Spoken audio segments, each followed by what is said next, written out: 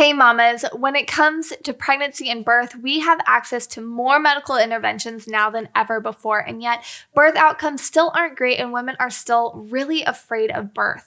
We are seeing mounting evidence that small interventions can interfere with the natural and normal process of birth and cause a ripple effect of problems that need to be managed with more interventions that lead to often unwanted outcomes for mom and baby.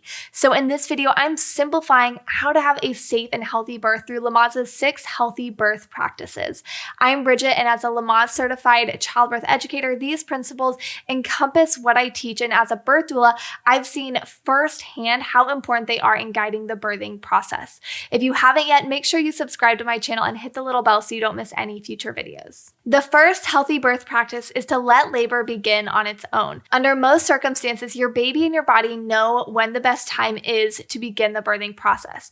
Unless there is a medical indication where mama giving birth earlier is best for the health and safety of her and her baby, letting your baby and body decide when to begin labor will most commonly lead to fewer interventions and fewer risks to you and your baby.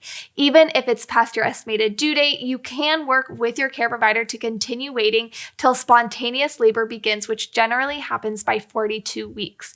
If an induction does become necessary, I have an entire playlist dedicated to the common methods of induction that you can check out right up here. The second healthy birth practice is to walk, move around, and change positions in labor. In the Built to Birth course, I teach you how your baby is the key and your pelvis is the lock, and how movements and position changes allow your baby to unlock the pelvis in order to be born. Not only is movement central to bringing your baby down and out, but it also helps you find comfort through the intense sensations brought on by labor. Interventions such as inductions, fetal heart monitoring, IV fluids, epidurals, and more all impact mama's ability to walk, move around, and change positions. So it's important for you to be fully informed of what each intervention entails and how it might affect your ability to labor freely. Again, you can learn all about this in the Built to Birth course, which is linked right down below. The third healthy birth practice is to bring a loved one, friend, or doula for continuous support. Your birth team is crucial for your birth experience to unfold in a positive, empowering, you-centered way. Having continuous emotional, physical, and informational support from someone you know and trust can greatly minimize unnecessary interventions and interruptions and maximize your feelings of confidence and safety to allow your birthing process to unfold. Your hospital care staff is generally not going to provide you this depth of support, not because they don't want to, but because they have other patients and responsibilities besides you.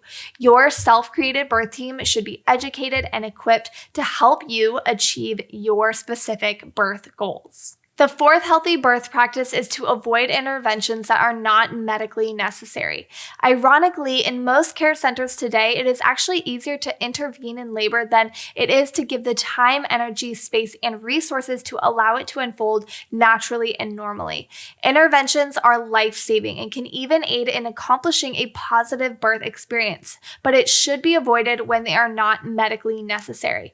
Interventions disrupt the natural flow of labor and can even be harmful at times. As a mama or birth partner, you don't need to be afraid of interventions. You need to be informed about them so that you can weigh the benefits and the risks to determine the best course of action. You learn about the smallest to the biggest birth interventions in my course Built to Birth so that you can be prepared to make any decision that you face in labor confidently. The fifth healthy birth practice is to avoid giving birth on your back and follow your body's urges to push. Contrary to what research tells us, mothers' innate instincts and the anatomy of the female pelvis, many care providers still encourage mothers to give birth on their backs. When you're on your back, many times with legs up in stirrups or pulled to mama's chest, baby is working against gravity to work through the birth canal, and the pelvic outlet that baby must pass through is actually narrowed. Finding positions that feel good for your body and work with your baby are much more beneficial in the efficiency and safety of birth.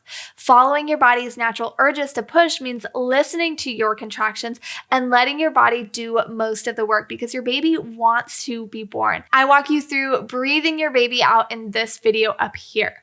Now, both of these things, changing positions and following your body's urge to push, are more challenging with an epidural because you have limited mobility and you don't always feel the contractions enough to know when to push. So using directed pushing might be necessary. Still, with enough support, you can change positions to avoid laying on your back, and you can breathe and push the way that feels best for you, even with provider-directed pushing. The sixth and final healthy birth practice is to keep mother and baby together. It's best for mother, baby, and breastfeeding. A healthy newborn should be placed skin to skin with mama immediately after birth. Any routine care can wait till after the golden hour or 2 hours after birth, or can be done right there on mama's chest. This immediate skin to skin stabilizes baby's temperature, it stabilizes their breathing and heart rate, and encourages breastfeeding to begin and begins the important hormonal shift that happens after birth in mama. If mama can't do skin to skin, partners, this is something you certainly can do